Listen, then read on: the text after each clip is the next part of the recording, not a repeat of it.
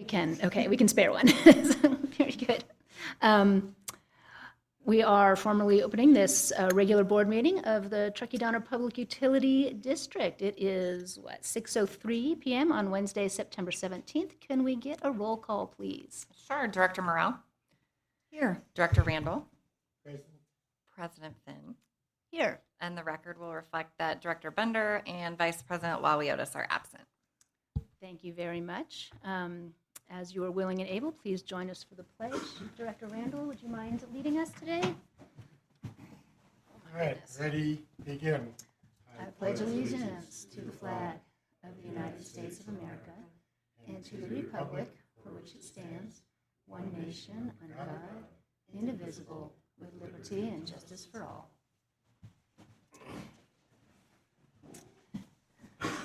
Thank you all. Brian, do we have any changes to the agenda this evening? I would like to recommend one change this evening to move workshop item number 14 to occur right after the consent calendar. We have a guest consultant here Gotcha. presenting. Okay, we can certainly do that. Remind me if I forget to do that at the appropriate moment, which will be action item number 11. So, but we will be happy to accommodate that change. Public comment. So this is time that is set aside for the public to address the board on any issue that is not on the agenda tonight. Testimony related to agendized items should be addressed at the time that that item is being considered. Do we have any public comment on non-agendized items tonight? Okay, awesome. Seeing none. That brings us right up to the director updates. Time for the directors to say something if they'd like. We have a no? We're outnumbered tonight. I have nothing. Very good. Okay, great. I don't either, but I did want to just express some gratitude because I was feeling grateful just to be on the dais with informed and curious and passionate people, and to be supported by talented, creative, dedicated people who bring their gifts to us in service of this community. I'm just really, really grateful for that. Having been through some leadership training today, there's a lot of stuff going on out there that I am grateful not to have to be part of. So thank you all very much for all that you do for us, you all included on this dais, which rolls us into the consent calendar this evening. Do we have any public comments on the consent calendar? Seeing none. Do we have any directors' comments, questions on consent? Go ahead, Courtney. I don't. I'll make a motion to approve the consent calendar. Fantastic. Do we have a second? Second. All in favor? Aye. Aye. No nays? Awesome. So now you're going to 14. Now we're going to 14. I hardly had enough time to forget. So item number 14 is a workshop item. We're going to learn a little bit more about the 2025 electric utility cost of service and rate study. This is the second workshop that we are having on this subject, and we get to learn and discuss. And I see- Before Mr. Salmon starts with item number 14, we don't typically do staff updates on the second meeting of the month, but I did want to offer one update to remind everyone that tomorrow evening is the block party that will take place, I believe 5 p.m. it starts, at the train depot parking lot where you see a lot of the festivities for Truckee Thursday. It's very much a kind of a legacy reminiscent of the previous block parties we did in the past in different subdivisions. This is a collection of a lot of public agencies here in Truckee with booths and information for the public to come engage with each of your public agencies, representatives, staff, and such. So I believe there'll be some performers there as well and some activities. So if you have the time to join tomorrow evening, that'd be great. If any of our board members would like to join and staff the booth, you're welcome. Otherwise, please join as a civilian, if you would as well. Thank you for that reminder, Brian. I'm going to try and get out for a quick walk through myself, although that's right in the middle of whatever. I'll be at work too. I'll go. I'll be there. Excellent. Okay, item number 14. Take it away, Mr. Salmon.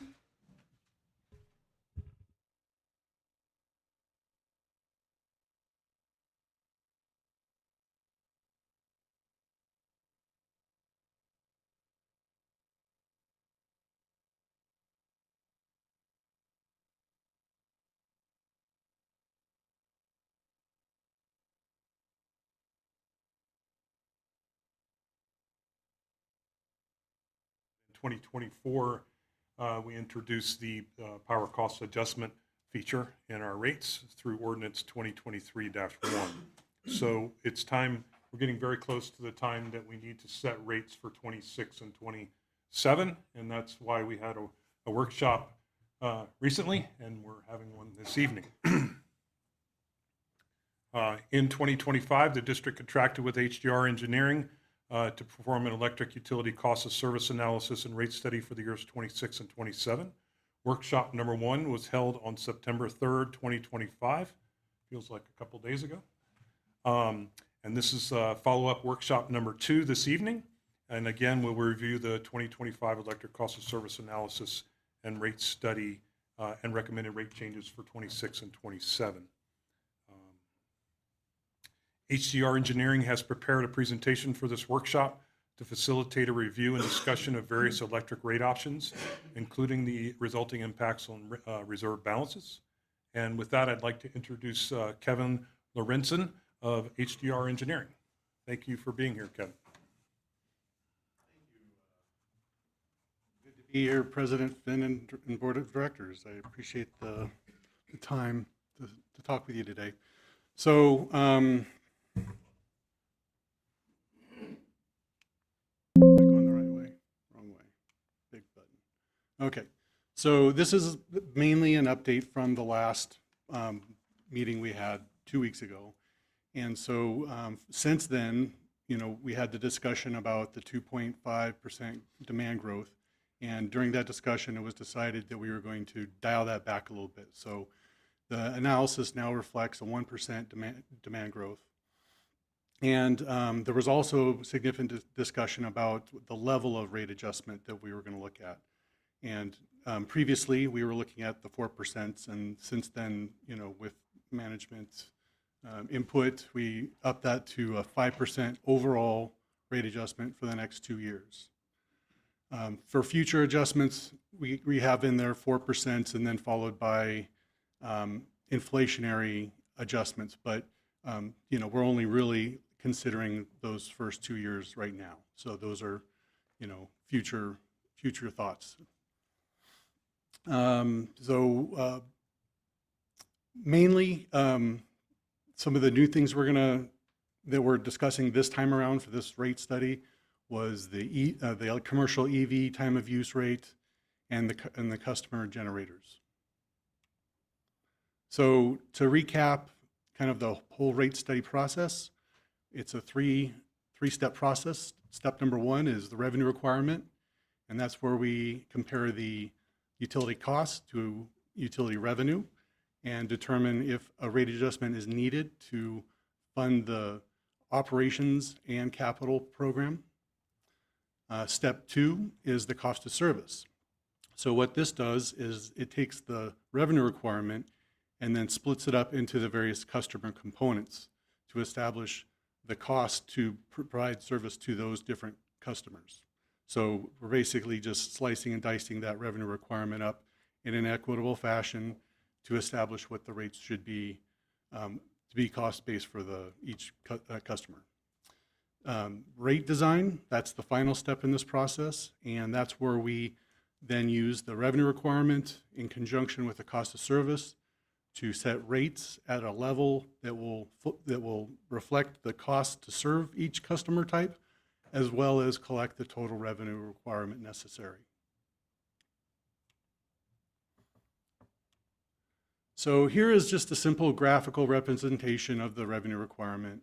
And we looked at this last time, and this is pretty much the same, except for you can see the red box. In the prior presentation, we had those at 4%, so we've upped that to 5%. But the bar graph pretty much looks the same because it just kind of shifted things up a little bit. The bottom green box that represents the O&M cost. Blue box. The green box represents the debt service. You can kind of see it ticking up in 2028, which reflects the debt for the headquarters. The red box reflects the rate-funded capital. So that's the amount of money that you're taking in from rates in 1 year that is then going to be spent on capital. So, you will spend more money on capital than this amount, but that would be taken from reserves. And so, and debt, like you said, with the headquarters. The other light blue is the to and from reserves. So that's basically when we're taking money from the revenue that we're collecting in a particular year, and then we're shifting it over to either the rate stabilization fund, the capital fund, or any of the other funds, so that we're maintaining the target balances. So here is another replay of last time where we're looking at the fund balances in total. You can see that there's that black dotted line that represents the target fund balance, and you can see that we are above that dotted line. And that's really where you want to be. When we look at the target, sometimes you might consider that a minimum, but it doesn't hurt to be above it. And frankly, it's really good for emergency sake and also for contingencies for like inflation.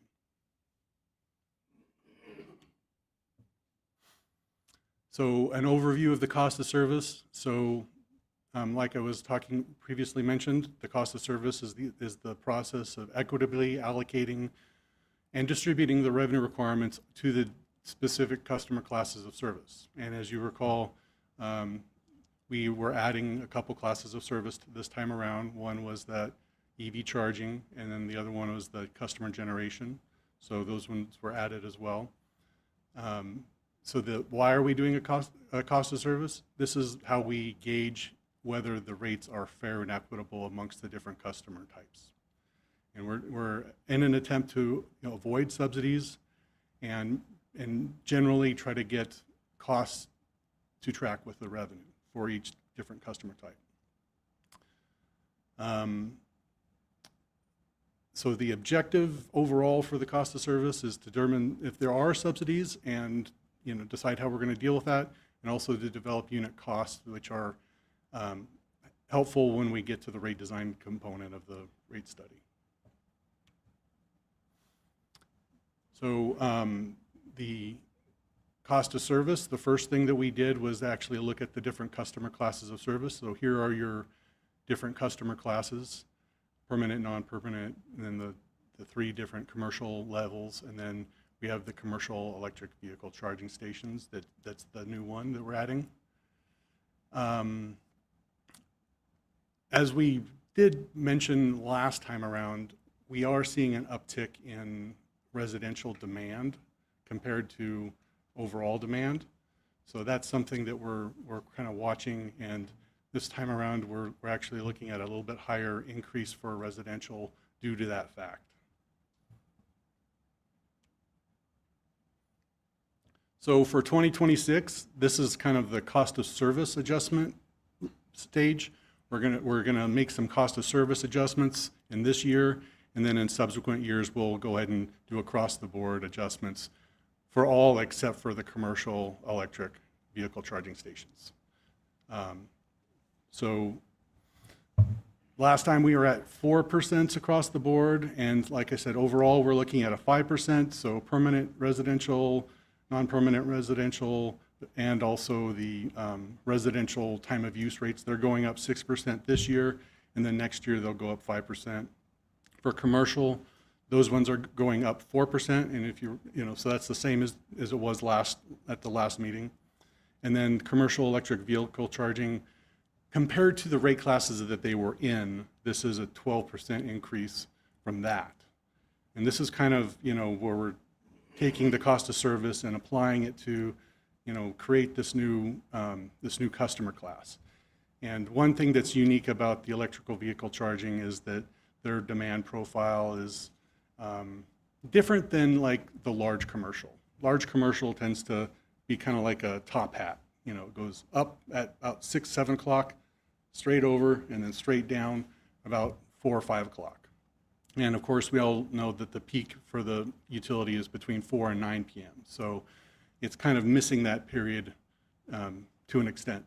Whereas commercial electric vehicle charging, that one kind of ramps up through the day. It doesn't have that top hat type shape. And then it actually ramps up further into that peak period and then starts to trail off. And all in all, it's looking like there was about 35% of the overall usage, energy consumption for commercial vehicles in the peak period.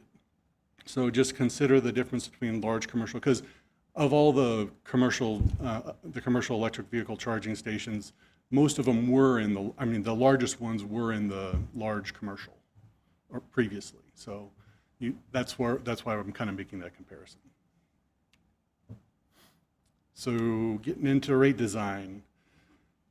So last time around, we had this same slide, except for we had the 4% instead of the 6s and the 6 and 5s. So there's a slight difference between last time and this time. And this is again to kind of reflect the impact of residential rate demand increasing at a greater rate than we've seen previously. And this is, there's a lot of reasons why this could happen. It could be electrification, could be, at-home vehicle charging, those sorts of things. And, into the future, that might also accelerate. So that's something to consider. As a comparison with other utilities, this is again what we also looked at the last time around, except for the year one proposed does reflect that 6%, so it's a little bit higher than it was last time. And so the difference between the dotted line and the year one proposed, that's about $20. So on $190, what is that, about 10% or really close to that. So just kind of bear that in mind, you're about 10% lower than the average. So for the time of use rates, we're also increasing them at 6% and 5% for the next 2 years. Nothing was really changed with the structure in total. There's not a lot of people in this customer class right now, but I think we anticipate that will increase. So in future years, when they're a greater component of your customers, you might consider looking at them a little bit closer and making some adjustments. Commercial, similar also, we're looking at a 4%, so it's roughly the same for 2026 as it was last time, but we're looking at a 5% increase for 2027. So getting to the alternative rate design pieces that we had been discussing, we have the commercial EV rate and the customer generation program. So the EV rate, this is the 12% for 2 years. And like to point out that these numbers are slightly different than what that were in the packet. We had some discussions with management and made some tweaks here and there. So these numbers are a bit different. Primarily the thing that is different, like the largest amount, is definitely the demand charge. So that's where things have increased quite a bit. But this is also, reflecting that, they have a lot more usage in that peak period from 4 to 9. So that's where we're kind of, reflecting that, cost of service. So to customer generators, I did redo this a little bit. Last time I did have a 5 kilowatt hour battery, and so I changed it to a 10 kilowatt battery. And it's a 5 kilowatt solar generation system. And it is a little on the small side relative to maybe what you might see, but this reflects what the average Truckee customer uses, residential customer uses, roughly 730 kilowatt hours. So if you look at I'm calling it the Goldilocks time of year, and that's when it's not too sunny, but not too wintry, overcast. So this is kind of like the in-between time. And so as the in-between time, how it works out is you have the generation time, or the overproduction battery charging time is the yellow bars. So during that time, we're charging the batteries, that 10 kilowatt hour battery. And then as we get towards the 4 or 5 p.m., it starts to use that power to offset the energy usage in that time. And it would actually go through the night and come and offset the energy usage clear into the next morning based on the way that this is currently modeled. Now, important caveat here is that in the wintertime, sun's not shining as much, days are shorter, so there is likely to be more, less battery charging time or overproduction time, which means that they are going to have to import more electricity.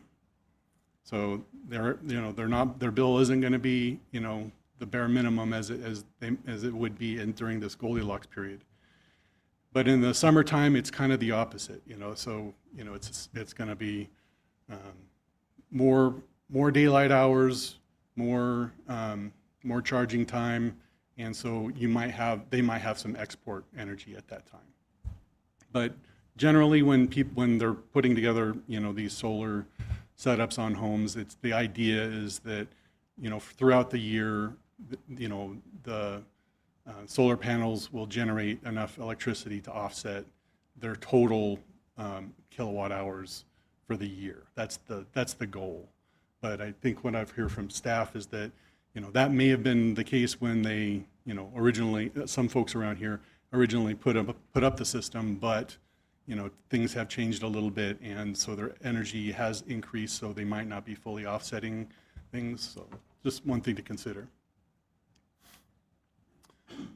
Here is the two different rate structures that we have put together, and this was based largely on a presentation by Stephen Keats that was done a while back. That we kind of piggybacked on some of his ideas, but we adjusted a couple things based on the cost of service results and energy costs and such. So the customer generator number one, that one was keeping the customer charge as it is compared to like the current residential customers.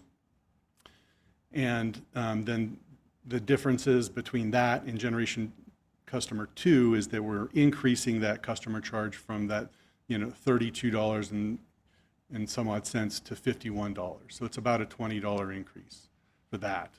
But also they do have a little bit lower energy charge during peak time for the second scenario for that customer generator. So there's kind of the trade-off, is that the energy cost is a little bit lower for the number two scenario, but it's higher on the fixed charge. That's the trade-off between those two.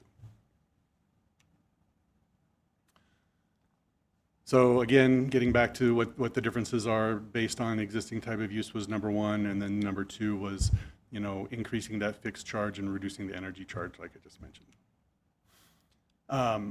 Just as a kind of way of putting this all into some sort of context, again, getting back to the scenario that I had on with the graph with the bar chart. With a scenario one, what it's going to do is, if you have no solar, no battery, their bill would be, during that Goldilocks period, about $170 per month. So now you add the solar panels. This is the 5 kilowatt hour solar panels. What that would do during that time is reduce the bill by $104. So they're currently going to be paying $66. So now you add the battery as well, that number then goes down to $32 from the $66. So bigger reduction. And then the results aren't super different between the two, but scenario two, because it has the higher fixed charge, it's going to have a little bit less of a reduction. So rather than $104 reduction, you're getting $95 reduction when it comes to just solar.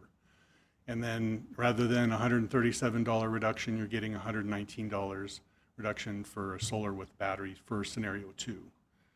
And just as a kind of way of also putting this into context, with a 5 kilowatt generation system and a 10 kilowatt hour battery, this is a really rough estimate, but it could be around $30,000 and then if you include the 30% federal rebate, which who knows how long that's going to last, but it is currently there. That bumps that down to $21,000, and then if you amortize that over 20 years at 7% interest rate, it's $165 a month. Just so you can kind of understand that, we're reducing the bill, and you can kind of see what, a typical customer might have for, a payment on their solar system if they're not paying cash. So now we're at the next steps. The whole idea with this was to kind of have a little bit more discussion about the direction that we want to go with the rate adjustments, and that we're talking about the cost of service adjustments, and also the EV rates and the customer generation rates. So I'll open it up to you guys for discussion.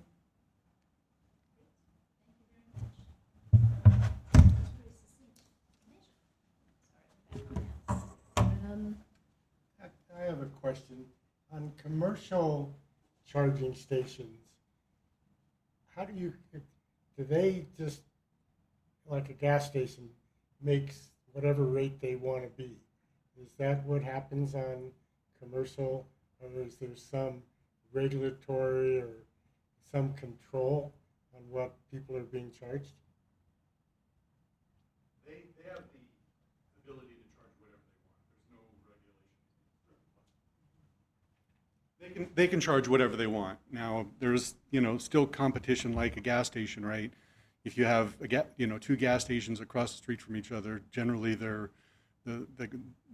dollars per gallons are pretty much the same. So, if there's multiple different providers, like if there's Tesla or Charge America or whatever, they might have some sort of incentive to be somewhat close to each other as far as price. But, at the same time, if you have a Tesla, can you charge up at a Charge America? I think that there's been some discussion about making them more universal, but it's less the case as it would be for gas. But they can charge whatever they want, really. So there's no regulatory type of thing? No. When you see those stations, they're not listing a price. At least at a gas station, you have the choice to go here, there, wherever. Yeah. On the charging stations, just seems that they could do anything they want. And I'm assuming the PUD has no ability to regulate at all?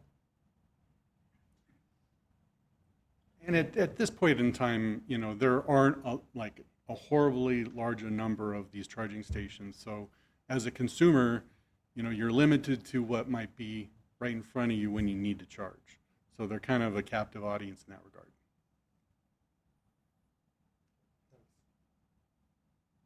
And to add a little bit to that, our goal as a public utility, not-for-profit government agency, is through the rates, at least from a cost of service perspective, mitigate the demand impact that it has on our system and our ratepayers. So without that rate adjustment, consideration of, I think we have a demand graphic we could show with commercial EVs, offsetting that impact on our system through rates ensures that our ratepayers aren't subsidizing that commercial EV resource out there.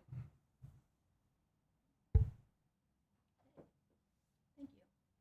Interesting concept. Early days. Any questions from Director Morrell? Just a clarifying question. So commercials, anything outside of residential, okay? So out in the public, anywhere where they are, I agree that it is a captive audience. They have to have it or they don't go, So, and I think definitely offsetting, I think is certainly the way, the direction we need to go in. But I just wanted to make sure, so residential's everything in the home, your personal charging, and then commercials, public, anything else out there. Correct. Residential, anything that's going on at a residential home with, as far as EV charging, that we're not doing it. The rate has nothing to do with that one. This is purely commercial, the ones that you see, like the Tesla superchargers and the Charge America ones that you see around town. So those are the only ones that are really, we're talking about here. And there's really only a handful of them in total. Right, or even the businesses that have their own charging station. Yeah, there's a few of those, but they're pretty small relative to like the superchargers and Charge America ones. Right, but as you say, you see the uptick even in residential. I mean, this is a trend that is going to keep going. So with electrification and the focus there. Okay. I think that was my only clarifying question. Thank you. I would just also just add that, there is a slight difference between what you might see as far as the profile, hourly profile between commercial versus residential. Because, again, when you're out and about and you need to charge, you're going to charge. That's because you need it. But at home, you could choose to charge, after 9 p.m. if you wanted to. You have that ability. I have one other question. It's probably a Brian question, but has the PUD ever considered getting into the commercial charging stations? And just so that there would be some regulation, or is that something that you can't do by law? We did. We kind of, at the beginning, at the tip of the transition in the industry, the district, how many charging stations do we have? We had 5 district-owned charging stations out in the community. And what we saw early on, there was a lot of use on those. But as Tesla, Rivian, ChargePoint, Electrify America started to have some distribution and charging points in our community, those started to fall off in terms of their use.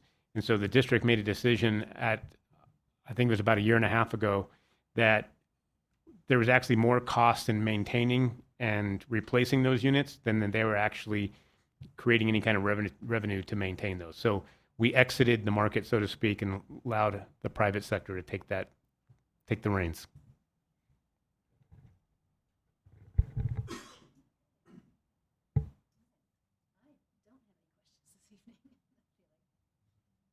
Mr. Salmon, I have a couple of housekeeping items. please.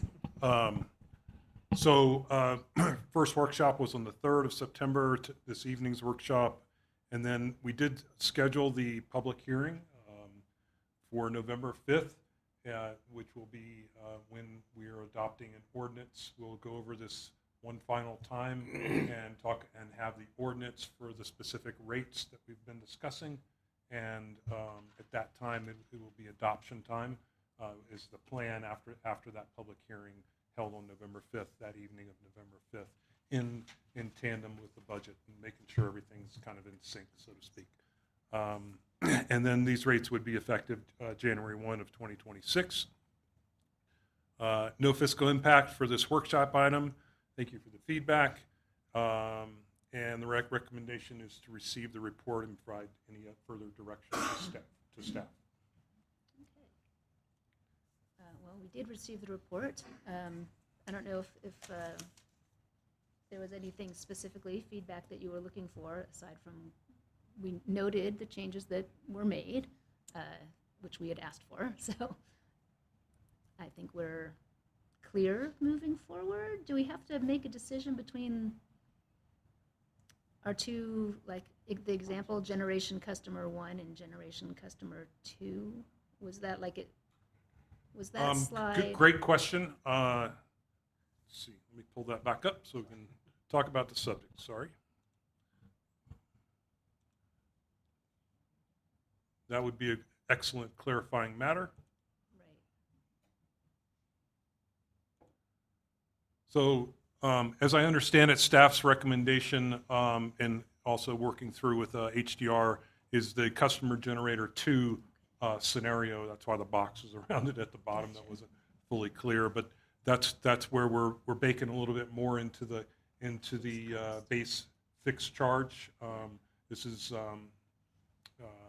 the next generation of NEM, and that's kind of where, as I understand it, kind of where we're at with the recommendation. I don't know if any other experts in the room want to weigh in. If you recall, we had a workshop presentation from Mr. Keats several months ago, or I think it was late spring or early summer, and we went through kind of the different scenarios of projecting out as rooftop solar or other generations continue. We showed the board and the community kind of the different characteristics of different sizes of homes, sizes of properties, full-time versus part-time, multifamily versus single residential. And part of that workshop was recommending essentially what customer generator, the scenario 2 here is, to help, again, mitigate as this grows, that we're not having one class of our customer characteristics subsidize another. And so that customer charge is the component that offsets that as we continue to move forward there. And we can definitely, if the board desires, we can bring that workshop back to the public hearing prior to approval. But it would be something that staff would be looking for as either support of or a desire for other alternatives or scenarios here. Staff is recommending scenario number 2 for this evening, and we'll carry forward with that in the public hearing. But if you'd like to see that workshop again, we can definitely do that. Thank you, Brian. Yeah, that's what I was thinking, that the customer generator 2 is where I would land. And if you needed that direction before the hearing, then that's what I wanted to make sure that we gave it. And I just, for the public simplicity's sake, I mean, I think of this at the same way you think of water rates. Like, even if you only turn on your water once a year, if you want that water to come out, you need to pay for the whole system to work, right? So it's not necessarily that we're just making that everybody pays their equal amount, no matter how much they use the system or not, because the system has to be maintained to a certain set all the time, no matter how little you actually may personally use it, because you've got solar on your roof. So they have to still pay that part. So anyhow, just a way to think about it that kind of simplifies it in my mind. Well, and before we make a final decision, we want the public hearing, should input come, which could influence change. Staff's recommendation is great. We're not asking for any additional information, but our approval should be after the public hearing. Yeah, absolutely. Absolutely. I just wanted to clarify this specific slide, if there was, if you guys needed more input from us before we present it to the public, what we're inclined to do, so the public can comment with educated, understanding it. Right, this is in workshop 1, open to the public, transparent as well. Workshop 2 tonight, it will be in the public hearing, and it would be drafted in the ordinance that will be part of the board packet and the public hearing on November 5th. Okay. Very good. And we can encourage people to watch this meeting online. They don't have to be doing it right now. They can do it in the next couple weeks, anytime before November 5th. So, okay. Yes, Director. Offer time for public comment now. I'll be as happy well. to do that. Do we have any public comment on this workshop item on our electrical rate setting process? Okay. Hearing and seeing none. I think we can wrap up this segment of the meeting. Director Morrell. I just have a question. If our customer base is watching online, can watch these meetings, can they participate online? Are they able to pose questions or anything on an online live forum? I'm just, We are not currently streaming live in a format that allows for or provides for online or remote participation. You can view the board meetings on our streaming video, our recorded video, and submit comments if they wish to the board or through our public comment portal, but we don't have an active remote or online participation format now. since I'm here live, I never quite think about that, but we're not on a Zoom platform. Correct. Okay. I just have a question back on the recommendation, the staff recommendation. And so this is kind of a theme that I've been hearing through the presentation and elsewhere, of having it, not one group not subsidizing another. So do you feel in this recommendation that this, to use the language I heard earlier, fair and equitable between all the, is it customer classes? I mean, the different groups. And so I just wanted to have that clarity there. The staff recommendation, I'm sort of aims to do that, but you feel that that's checking those boxes and. 100%.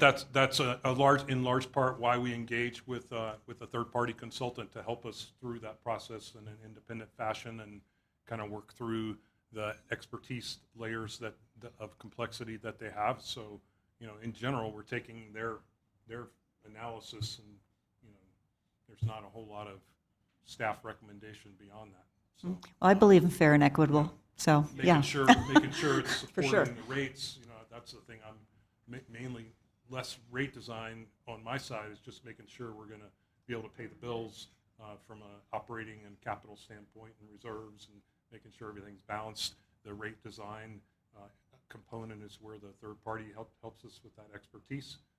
We've had done that over many years with other consultants as well, and so it's a process that is important.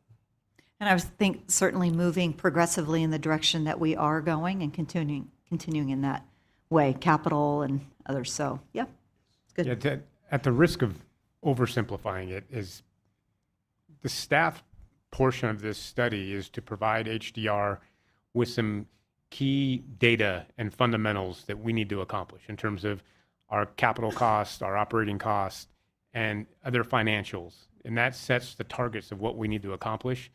HDR's role in this, while they're very talented in many other respects and aspects of this, but their main role with us is that distribution, the equitable distribution of costs to our ratepayers on a cost of service basis, so that we come back with different models based on where we want our reserves to be, where we think our operating costs are. We do a little bit of forecasting to make sure that we're looking out ahead. So when you see these graphics with the different lines projecting out to 2030, 2027, whatever it might be, we're doing a little bit of forecasting, and that's why we come back and adjust every 2 to 5 years, because things change.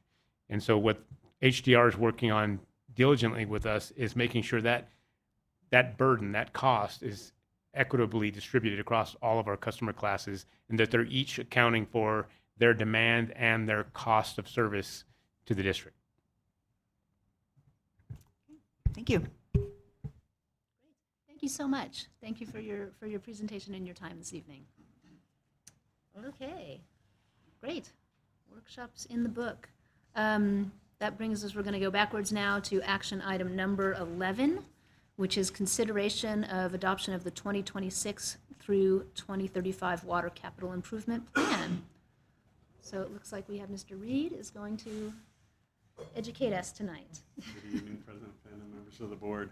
I do have the opportunity to present action item number 11. So tonight I just wanted to start off with a quick overview or a summary of kind of where we're going to go tonight, and who's going to be doing what pieces of this.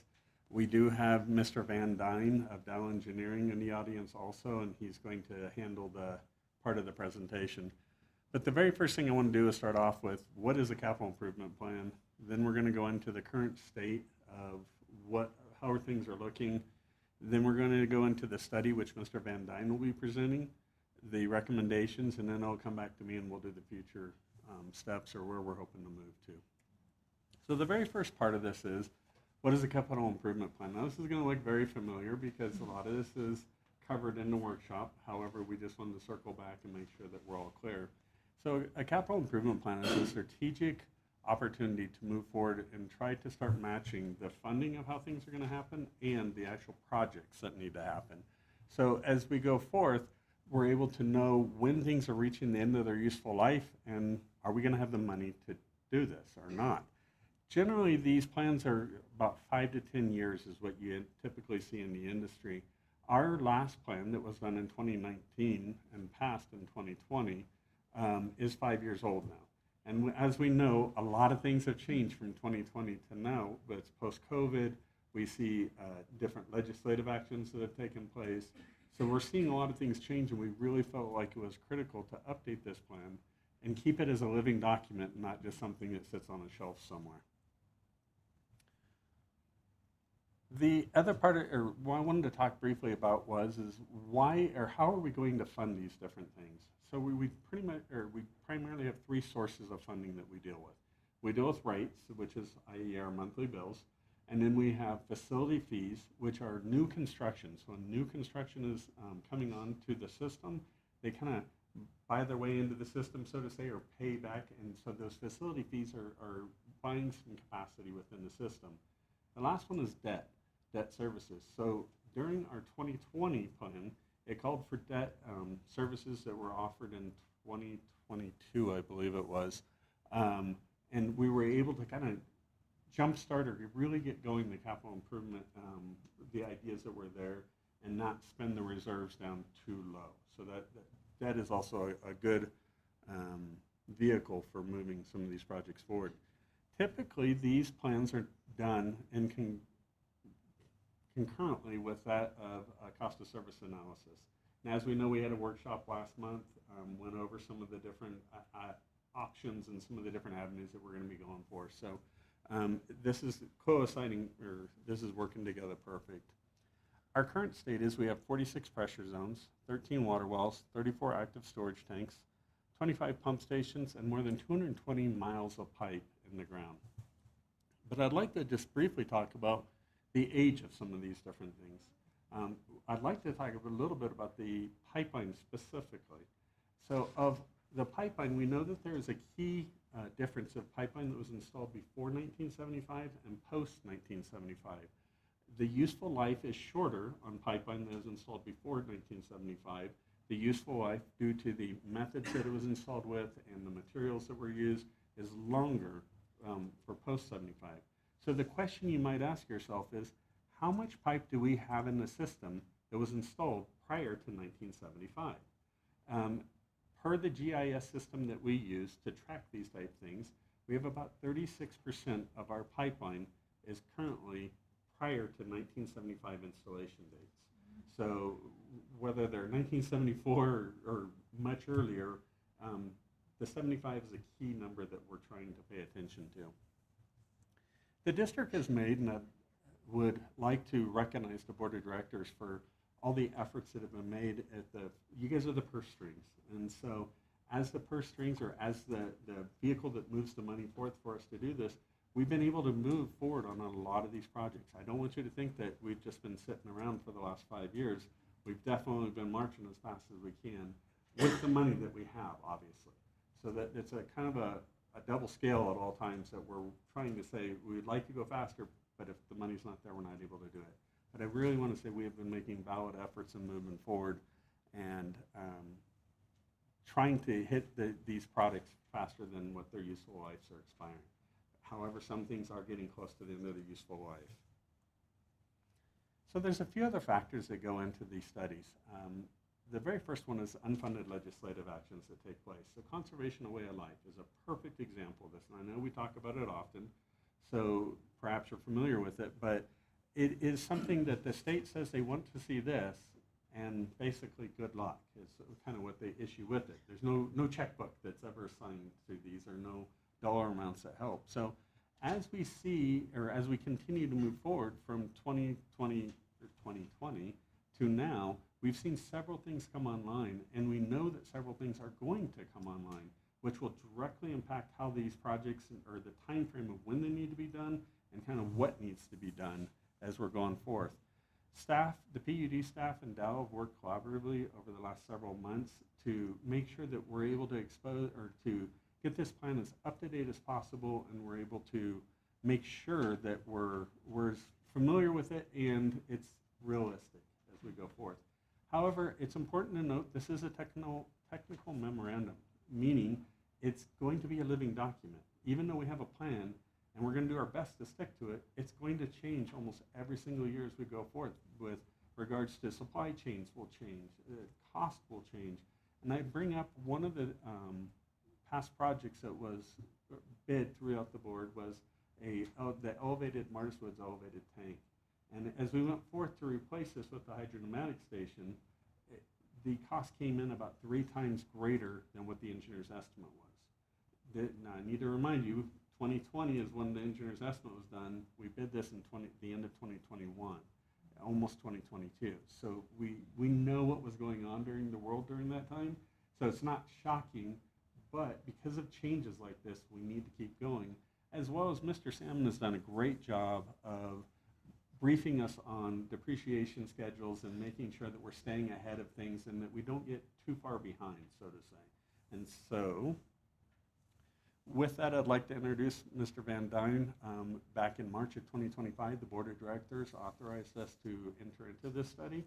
And Mr. Van Dyne will be here to present on behalf of the Dow staff and the Dow people that have been working behind this. They were given 7 tasks that were there, and he's going to talk about them in great detail, so I'm not going to waste your time in reading them to you right now. He's going to go through these and spend some time with each one of these tasks.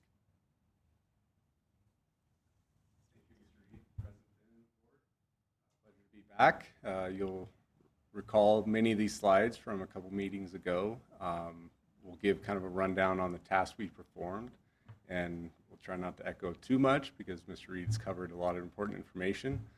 The importance of this is to remain proactive.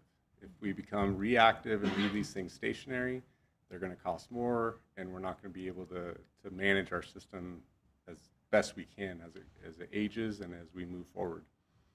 So we worked closely with the district to review the existing system information, identify system needs, and that helps identify the projects needed based on current operations, based on useful life, based on other operational factors.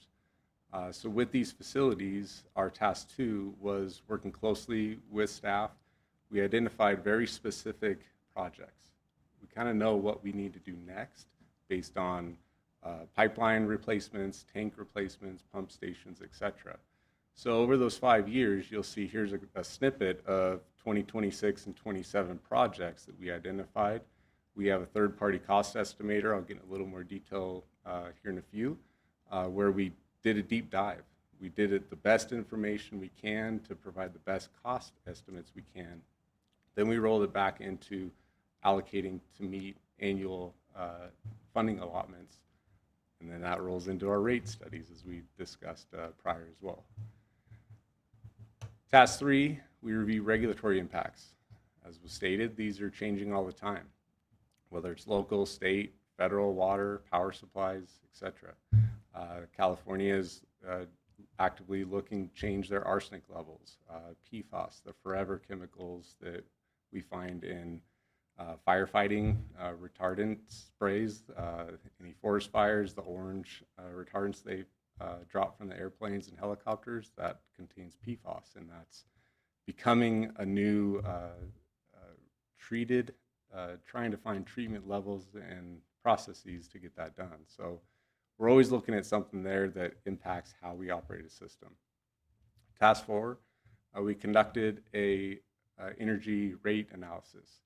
So as we heard from the prior presentation, we have peak rates between 4 p.m. and 9 p.m. Now that applies to the district too. Even though you're using your own power, there's still a charge to that. There's a demand and draw on the system overall. So how can we look and see if we can manipulate our system operations to get out of that peak period?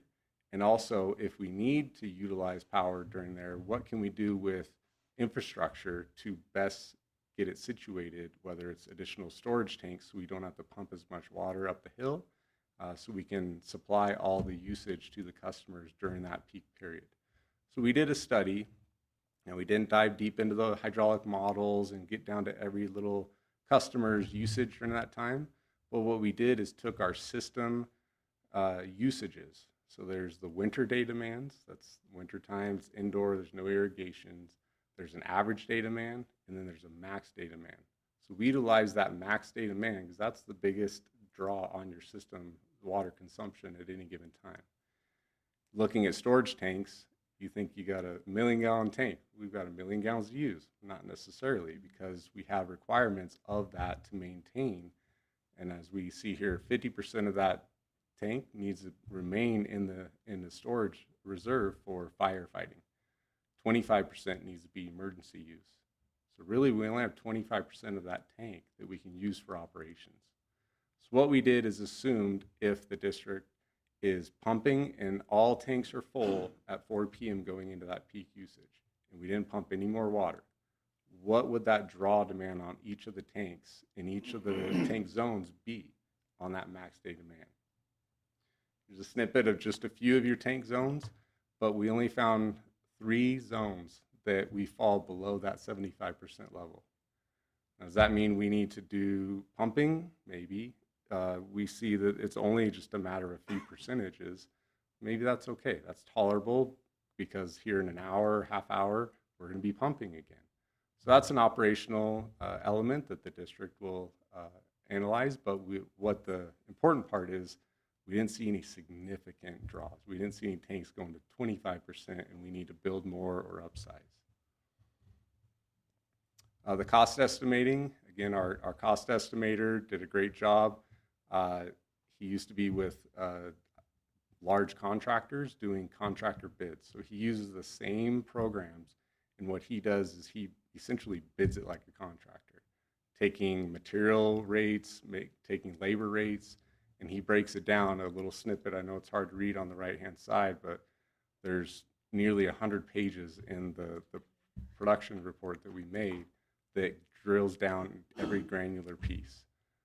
We can see from 2021 to 26, over there on that left table, that the escalation of cost based on pipeline, tanks, pump stations, we'll see higher on the mechanical facilities, electrical, et cetera. Those got a bigger hit. A little snip here. This is the Federal Reserve Economic Data, FRED. It's just a graph representative of what the industry saw with construction. In 1980, there was a baseline of the metric on the Y graph there of 100. So we can see from 1980 to 2020, it went from 100 to 235. It's about a 135% increase. From 2020 to 25, just that 5-year period, it increased 45%. So it's illustrating the significant bump that we've seen over the last 5 years, again, relaying the importance of maintaining this capital improvement updates. Task 6, that's continuing and developing our 10-year CIP. As we discussed, the first 5 years worked with staff and identified particular projects. So the Martis Woods pump station, specific tanks, pipelines. From 6 to 10 years, things change. If we get granular and identify exact projects, it's going to move, it's going to adjust. So what we did is just took those first 5 years and did a mirror of what those projects would be and did a repeat again, no matter where they are in the district, just to get an understanding of what those impacts would be. And then our last task, 7, was we prepared our draft report. We submitted it, we received comments, and we are finalizing that and providing it back for the district's use. Thank you, Mr. Van Dyne. So I have your next 2 slides that kind of, as Mike said, a little housekeeping here. There is no direct physical impact associated with this item. However, it should be noted that the contract for Dow is in a not to exceed amount of $86,328, just so that we're all being transparent as we can. The recommendation before you tonight is to adopt the Truckee Donner Public Utility District Water Capital Improvement Plan for 2026 through 2035 in substantially the form presented.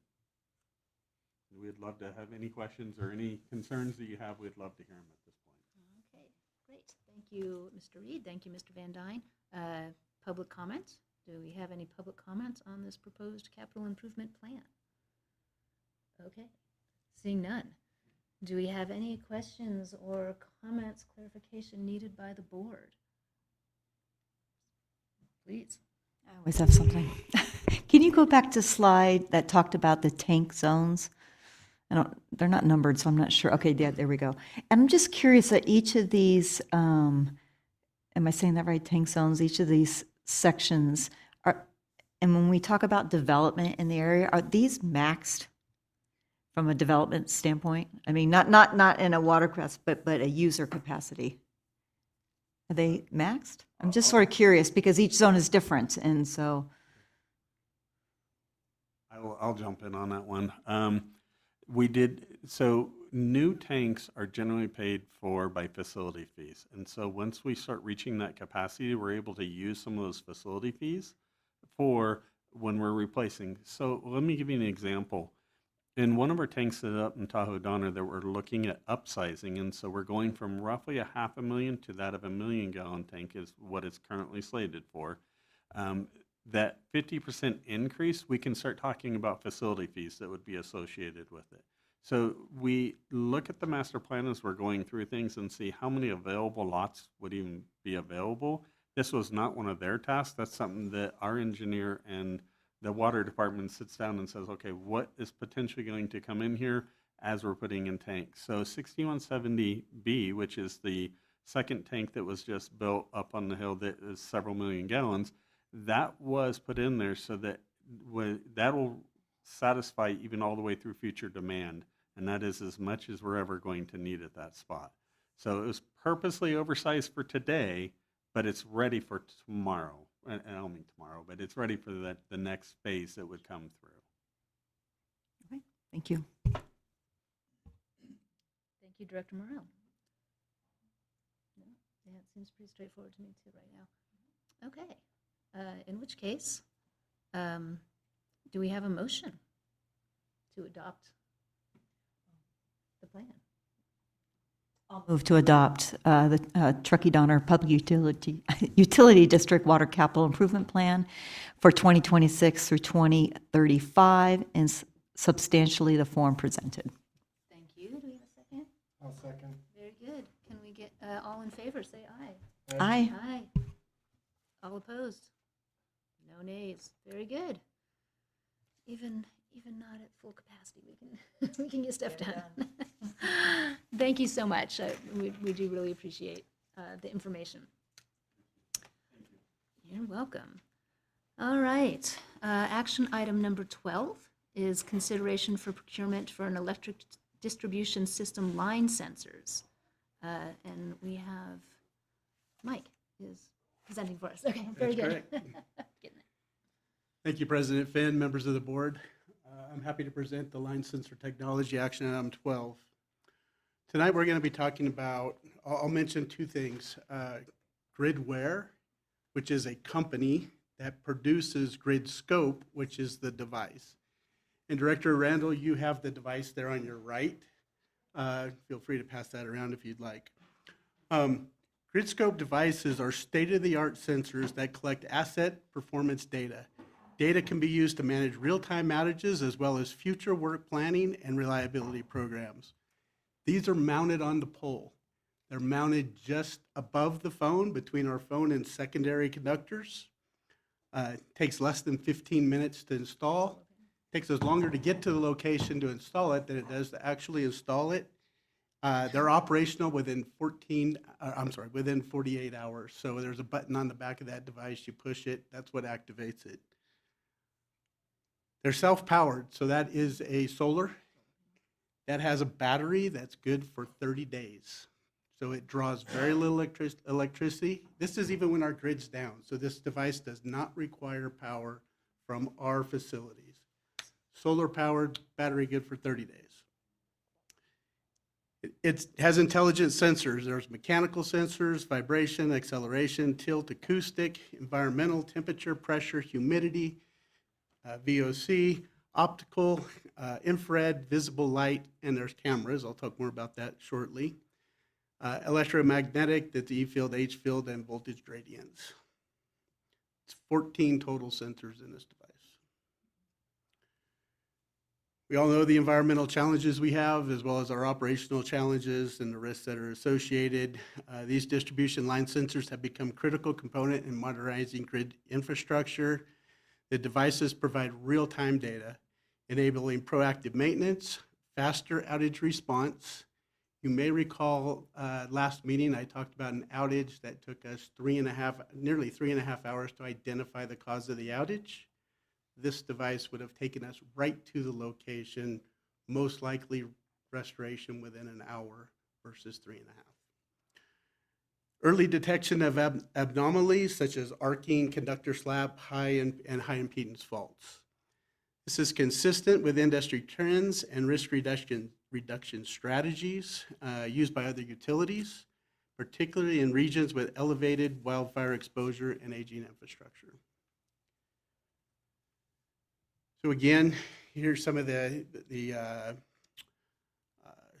things that this device will detect: conductor clash or slapping together, animal contacts, vegetation contact, severe weather, compromised poles. Car pole accident is a great example.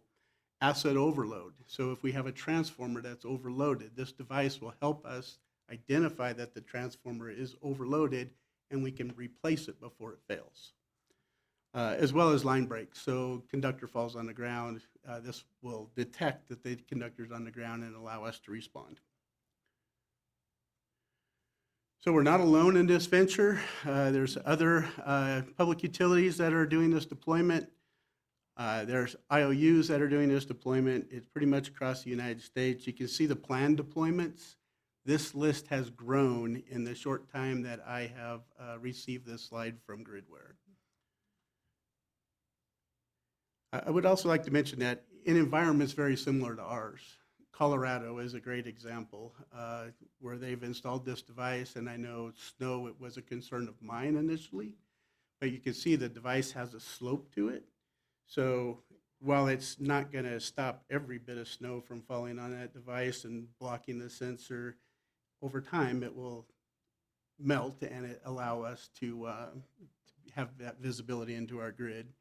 In Colorado is, Xcel Energy, it's my understanding that they have experienced very minimal problems with snow accumulation on the device. So how is the information shared? So the GridScope device basically identifies an event. They have a dashboard. It's a one-click dashboard. There's AI involved in understanding what the issue is. So with all the other utilities that have implemented this before us, there's been a lot of learning that's taken place through that. And then there's human intervention. So we're not totally relying on AI. Gridware has a person that monitors the grid, and when a problem is detected, they do further analytics before anything's dispatched to us. Utility is contacted by Gridware. I'll go into that in a little more detail. We would contact one of our troublemen or first responders. They'd arrive at the site. If we have enough information, we may elect to just bypass the troubleman and go straight to a crew.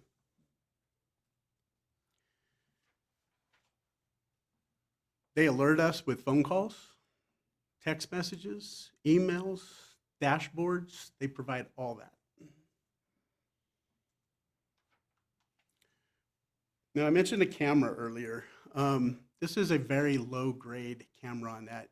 The way they describe the camera is, think about the first generation iPhone, where it only had the one little camera on it. Resolution is that, it is probably that or less. You can see the pictures. That's about the best you're going to get. The camera on the device is that piece on the left as you're facing the solar array. It's really just part of the 14 sensor that are in the device. It's not necessarily the sole means. It's a great tool. However, if we wanted to disable the camera, we could. Built-in ISP, autofocus, auto exposure. The picture, there is no video recording. It's a picture, and it's activated by that human intervention, that person that's at Gridware. They push the button to take the picture. They scrub out any faces, license plates, all those type of things that may be present. And again, it's transmission as it's only for events. They wouldn't take a picture for any other reason.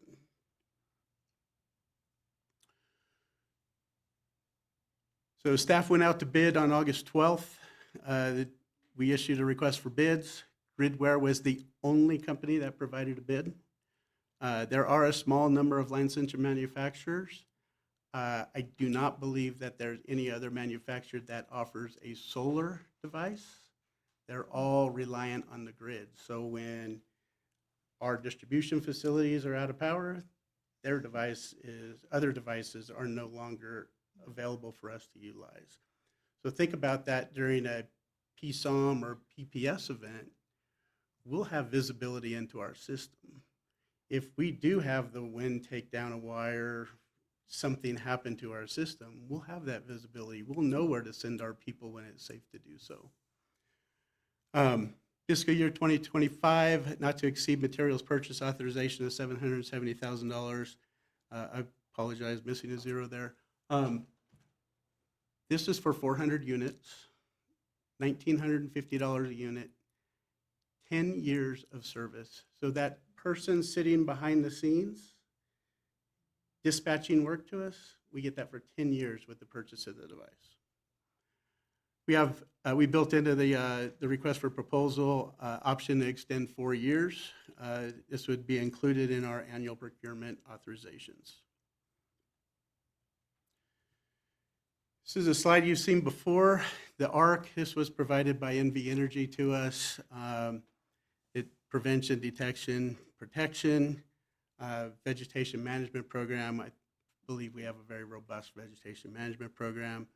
Inspections and patrols, we follow General Order 165 from the CPUC. We're going to be, this year and future years, we're planning on exceeding those expectations. System hardening, we all aware of the Northwoods project that actually starts in October. I'll skip that one, the green one. We have industry expert support. We have CloudFire that the board approved. We have non-recloser settings, non-reclose settings that we've been doing for the past several years during that high fire danger time, or fire season as we call it. Last month, we had the presentation from Josh Campbell, our senior engineer, who presented the fast trip settings, or our APSS. And we, of course, are all aware of the preemptive power shutoff that was approved by the board as well. So this piece, this line sensor, is the last piece of this crescent or arc. This will complete the arc. As far as our fiscal impact goes, our fault indicator and line sensor capital expenditures, the forecast was for roughly $1.38 million, $770,000 for line sensors. That's the agenda item tonight. We also have purchased fault FCIs, or fault indicators, for overhead facilities, $28,500, $450,000 for underground fault indicators, and $130,000 for internal labor. Our fiscal year 25 system capital overview, our budget was originally $9.7 million. Our mid-year forecast is for $9.3 million. That was presented to the board back on August 6th. This includes the $1 million for fault indicators and line sensor costs, and the $532,000 in contingency. Capital reserves, 6/30/25, it was at $13.2 million, and for the end of the year forecast, we're looking at $14.1 million. This item does not materially impact fiscal year 25 capital expenditures or reserve balance.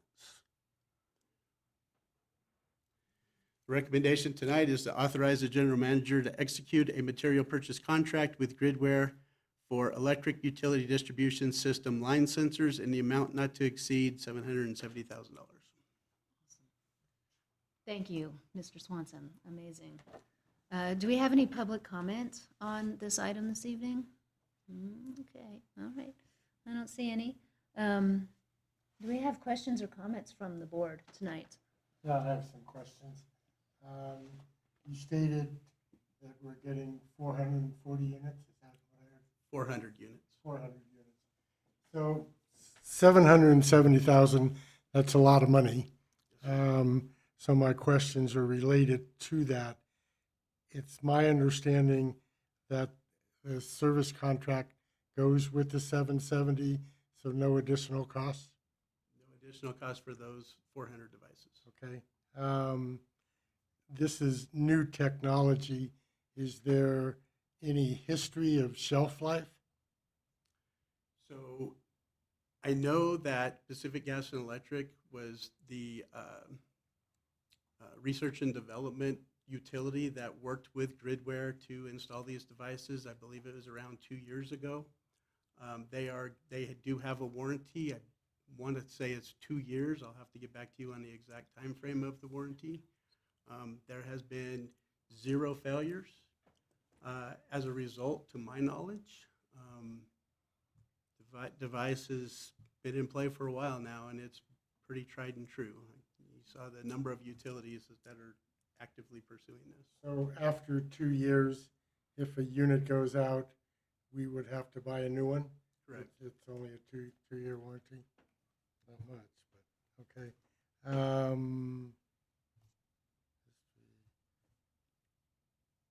And then, I guess my last question is, this is 10 years of service. What's to ensure that 3 years from now, they just say, we're done? Well, we have a contract with them, so if they go public or whatever their financial situation is, if they go bankrupt, I'm sure that dissolves, but I don't think that's the direction that the industry is going when it comes to technology of this sort. Okay. Thank you. Thank you, Director Randall. Director Morrell. Director Randall and I had the exact same thought process. I mean, I went through and went, check, check, as you asked all the ones I had. But I have one more. So so these items will be then categorized in our replacement reserve funds. So what is the depreciation for them? How long do they last? I'm going to have to defer to Mr. Salmon for, I mean, as far as how long they last. Well, I mean, they're depreciated at a certain rate, and then they're done, and we replace them. I'm just sort of curious of the lifespan of them. I know the warranty is 2 years, but Right. I'm just curious. I don't think the lifespan has totally been determined yet, but we got a 10-year contract with them to provide the service for us. So my expectation would be that they're good for 10 years. The equipment is, okay. Yeah. Of course, we know that technology is changing ever so fast. Yeah, so IT would tell you their software is going to last forever too. Right. But we don't. Sorry, Scott. No. Yeah, so we would coordinate as far as the depreciation expense. And then as far as the cash flow goes and reserve replacement, that is part of the capital improvement plan. And so that's in the CIP plan where we have for multiple years line sensors, and then we would continue that on a replacement cycle as we go forward. So that would be funded through the capital improvement plan and capital expenditures as we go forward. The estimated useful life for depreciation expense, Mike's going to tell me 10 years. It's a warranty of 2. I don't know yet today. I'm not prepared for that useful life, but it's somewhere between 3 and 7 years, something like that. Okay. As far as depreciation goes. Okay. And then my other question was, you said PG&E was part of the research behind that and development. And what other utilities are using this technology? Yeah, they're listed here: Pacific Gas and Electric, DLC, which is I think is I don't know exactly where they're at. see Pacific DTE Core is is there. Michigan, Northwestern Energy, Con Edison, Pacific Corp, Puget Sound Energy up there in Washington, Southern Company, I believe that's down in Georgia there. Yeah, some of I didn't know where they were, so I was just sort Yeah. of curious. Yeah, the map is pretty much where they're at. And so that would be pretty progressive for us to use this here, since the closest is, I guess, PG&E, which isn't that far, but, okay. Yeah, SMUD, yeah. Okay, thank you. I have one other quick question, and you sparked it when you said technology changes very rapidly. Does this contract, and typically with devices, if there's upgrades, that's part of a contract, so they come in and upgrade. Does this contract reflect upgrades based on new technology? So they currently have some technology advancements in the works currently, which they are planning on providing to us with this device at that cost. If there's future enhancements, it's my understanding that they can remotely tap in to the device and do upgrades. Whether there's a cost associated or not, we'd have to negotiate. So at the current time, that's not in the contract Not in the for contract. services. Is that something that can be negotiated prior to signing the contract? It's something we can look into, yes. I'm sure with that said, it would come at an additional cost.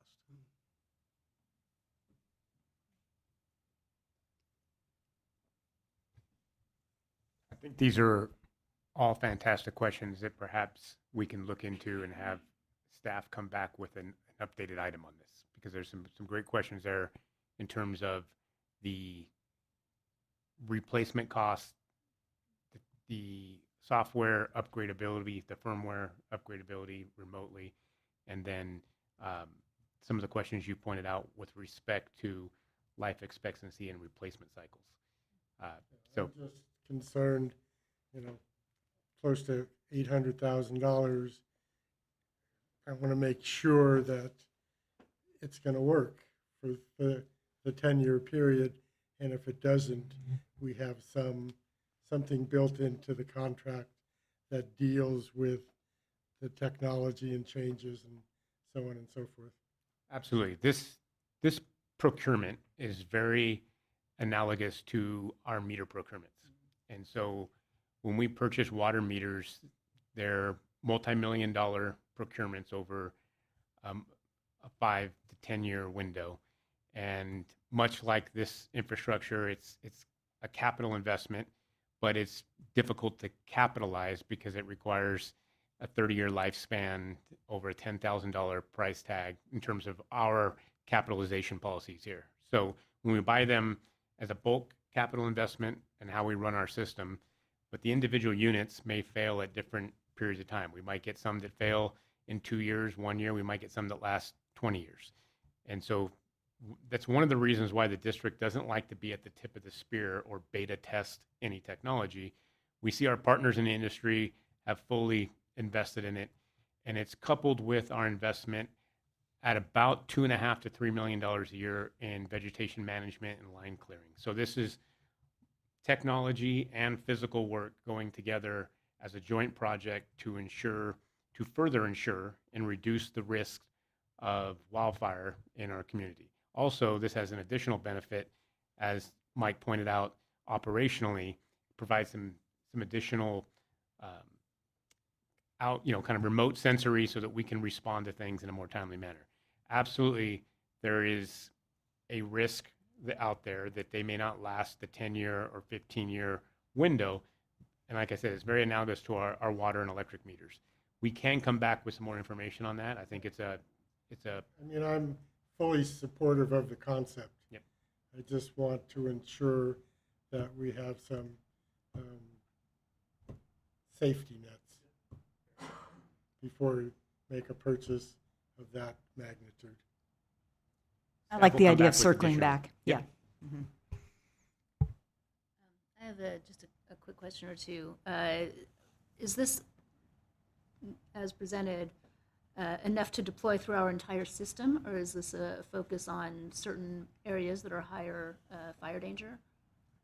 Well, we definitely focus on the high fire danger area first, highest fire danger area first. It's not enough to do our entire system. It's going to take about 2,600 units to do our whole entire system. They basically go on every other pole, and they're able to see both directions. So So this is a little bit of a test run or a test area. This is definitely a multi-year investment. And so based on that comment, why did you pick the number 400 to purchase versus, say, 100, to start off to make sure it's going to work kind of mentality? So what we selected is based on the dollars that we had available.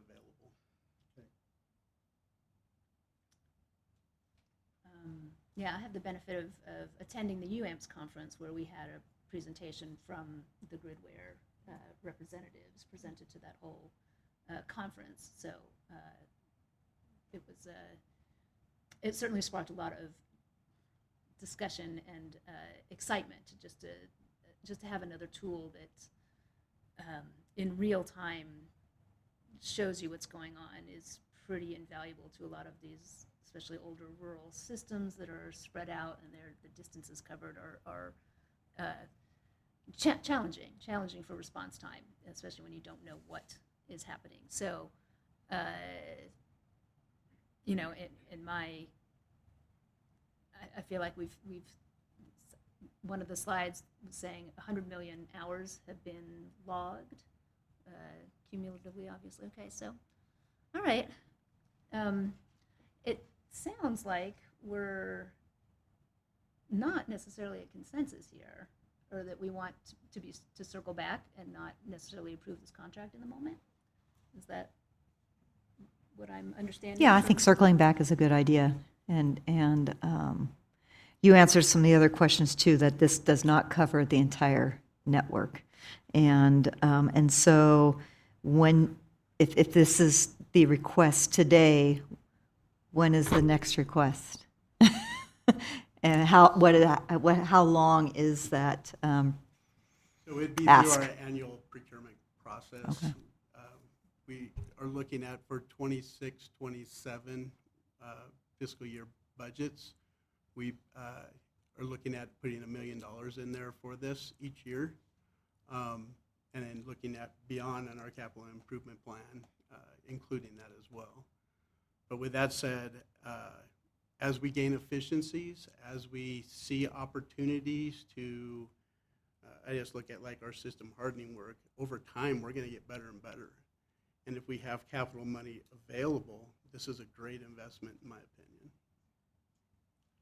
And is there a minimum unit purchase number? I mean, could you buy 10 or do you have to buy 100 to get the price break you're looking at or whatever the case may be? I would assume, probably bad for me to do, but I can only imagine the price goes up with the fewer units you buy. So We're maybe getting volume discount. when you come back, if you could take a look at that as Yeah, well. absolutely. Thank you. Timeframes, do we feel a real sense of urgency that we need to?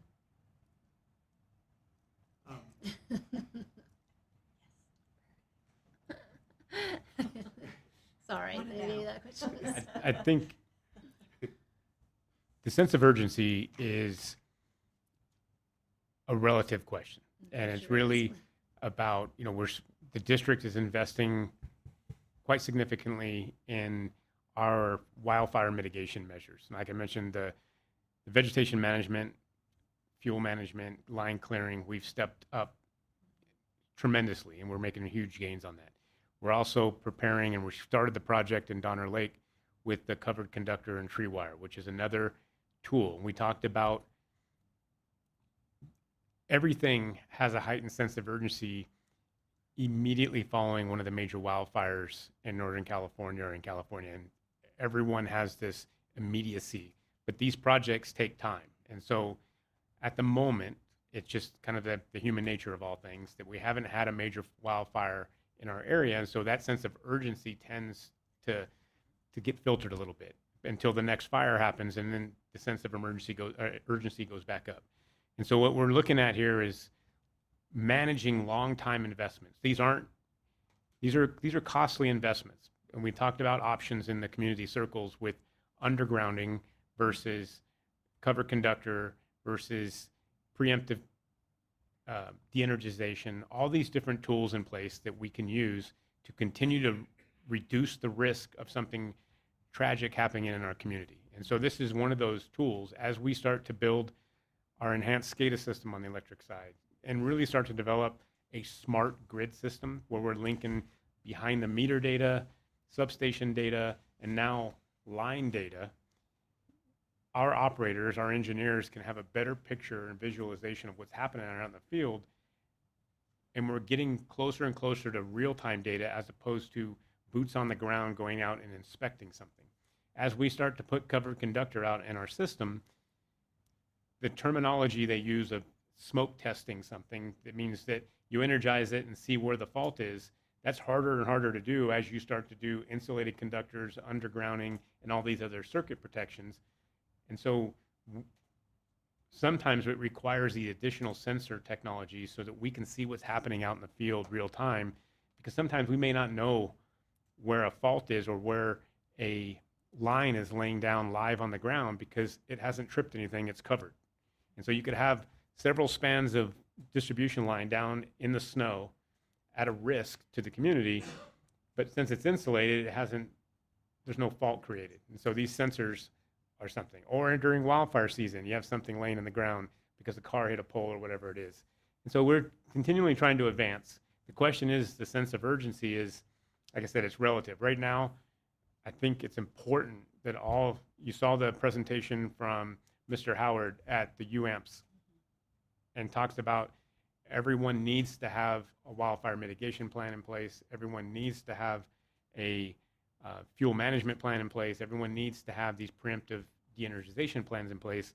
We also need to have a plan for other mitigation measures. So we definitely can include this in the next budget cycle.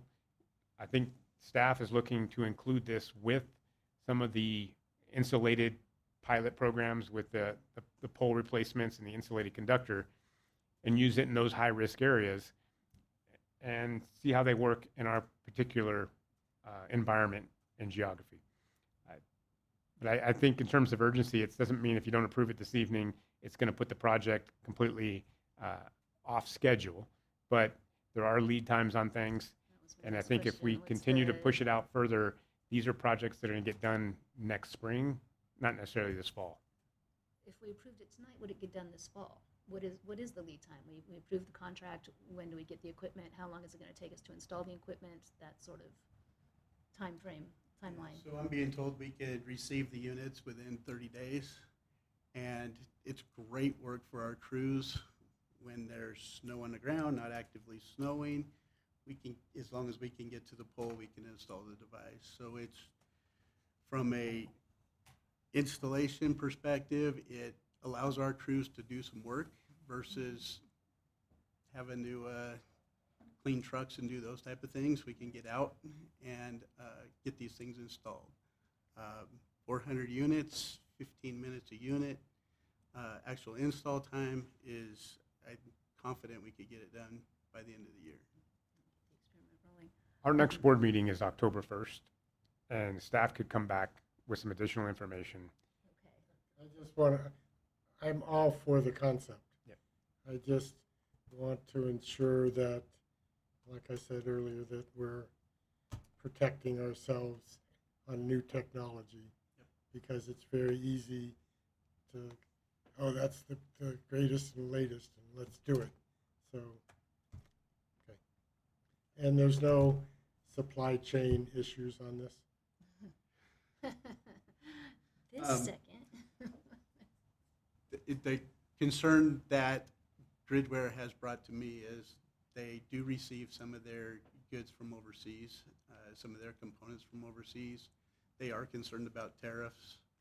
I think with all this and that list that I showed of proposed companies that are looking at these devices, that's growing. That's going to put an impact on the supply chain with the number of folks, of utilities that are looking for these devices. So I think it does present a challenge. I spoke to Gridware. They're well aware that this is a direction that staff would like to go. And with the approval, they're ready to pull the trigger. I'll just put it that way. Well, I'm prepared to act at the next board meeting. Fair enough. I appreciate that, sir. Sure. I think I saw it on a previous slide. This is a budgeted item, correct? It is, okay. Thought I remember seeing that. And then October 1st still allows to circle back and still within the time frame to act. Okay. Okay, this is a tricky one. I am a person that does embrace new technology maybe a little bit more quickly than other folks. And I do remember when we first started installing the smart water meters, or maybe it wasn't first, but there was a we deployed a whole bunch, and a lot of them failed all at once at a surprisingly short time frame.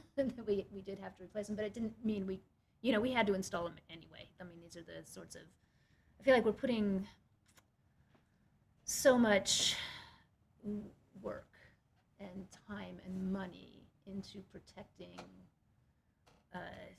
this community, from catastrophic wildfire. I mean, that arc, if this is the last sort of piece of the puzzle, and we've already looked at the other companies that provide this type of technology, and then these folks met more of our needs, things like solar, et cetera. I would be confident approving it tonight, but if we don't have, that's absolutely, that's why we have a board. So we're going to put it off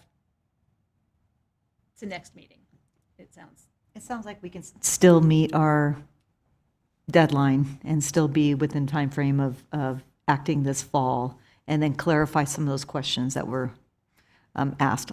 I'm okay with October 1st. Okay, all right. I'm okay with it too then. Then I think that is where we're at. That is what we will see you in 2 weeks with warranty questions answered and the other questions that I'm sure that you guys wrote down. Thank you very much. Thank you very much. All right. I get to move to the next item on our agenda, which is also going to be the last item on our agenda tonight, number 13, consideration of a contract with Streamline for the district's 2025 website project. We have Mr. Poncelet. Good evening, President Finn, members of the board. This is action item 13. The district's website is a critical tool for communications, outreach, and regulatory compliance.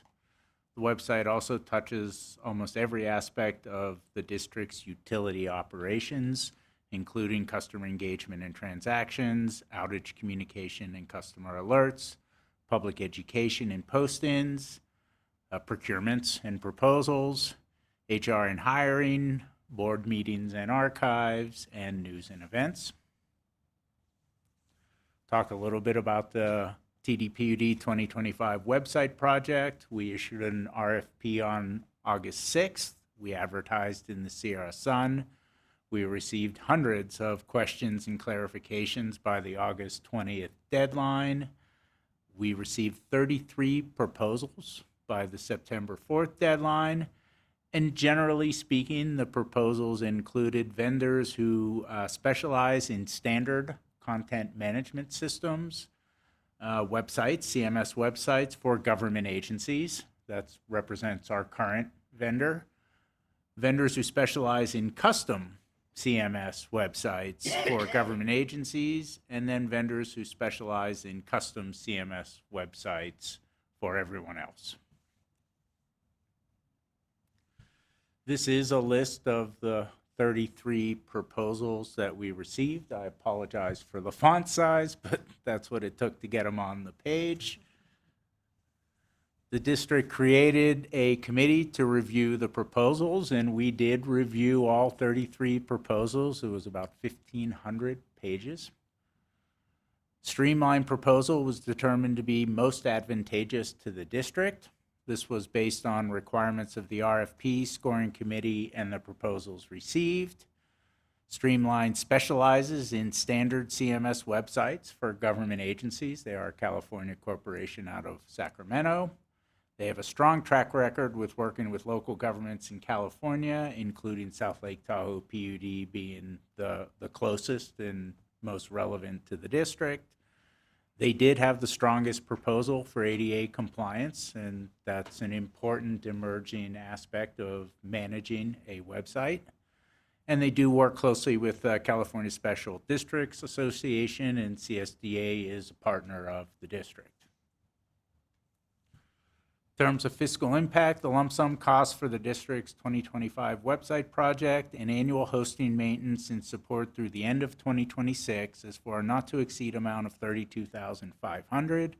Plus, we're recommending a 10% change order authorization of $32.50 for a total not to exceed contract amount of $35,750.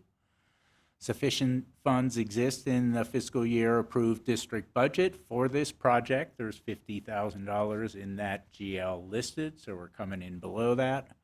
Future annual hosting, maintenance and support is estimated to not exceed $25,000 per year and will be proposed in future budgets. And we're aligning this purchase request to do a 15-month contract through the end of '26, so that we'll then be on the annual procurement cycle with future requests. And the recommendation is authorize the general manager to enter into a special services contract with Streamline for an amount not to exceed $35,750 for the district's 2025 website project and 2026 hosting, maintenance, and support. And I would be happy to answer any questions at this time. Thank you very much, Stephen. Do we have any public comment on this item? Okay, seeing none. Questions, comments by the board? Yeah, I have a question. And I'm not questioning staffs who they want to use, but this price, was it consistent with other proposals, or at least within the ballpark? It was.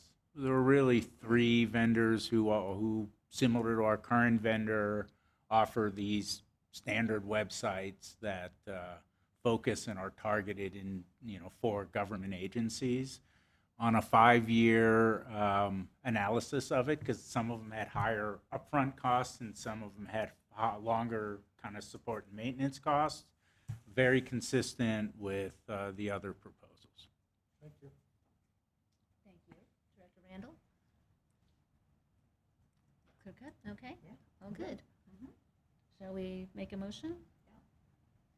I'll move the recommendation to authorize the general manager to enter into a special services contract with Streamline for an amount not to exceed $35,750 for the district's 2025 website project and 2026 hosting, maintenance, and support.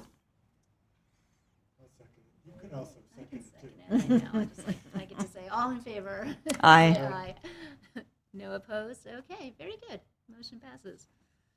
All right, I think we have reached the end of our agenda this evening, which means that we thank you very much for your presence, everybody, and your skills, and we're adjourned. Right on. Thank you.